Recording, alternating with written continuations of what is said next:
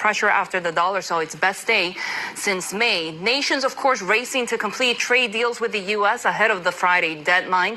And Japanese Prime Minister Shigeru Ishiba saying that their deal could be a basis for other countries' negotiations with the U.S.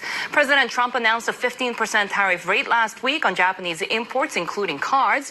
The pact also includes $550 billion of Japanese investments in the U.S., increased purchases of U.S. rice and other agricultural products, as well as higher defense spending.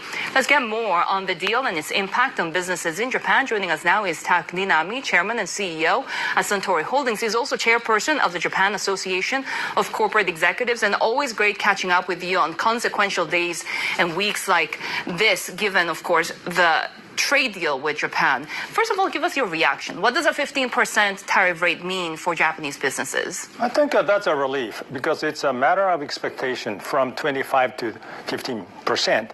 I think a lot of business leaders, including in the autos industry, I think we had thought that, well, we have to accept the 25%. Then what to do with the 25%? Should we increase prices to export to the United States, or we should absorb? Then to what extent? But in case of 15%, to some extent, we can absorb in Japan. So we don't have to increase prices in the United States. Same as our products from Japan to the U.S., such as Suntory whiskey. Now we can, absorb to some extent. So 10% is so much. So we feel relieved.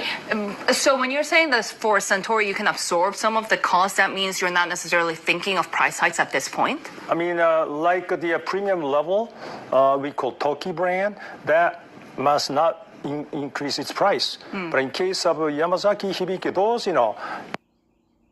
very premium, I think we can consider to increase because supply demand already.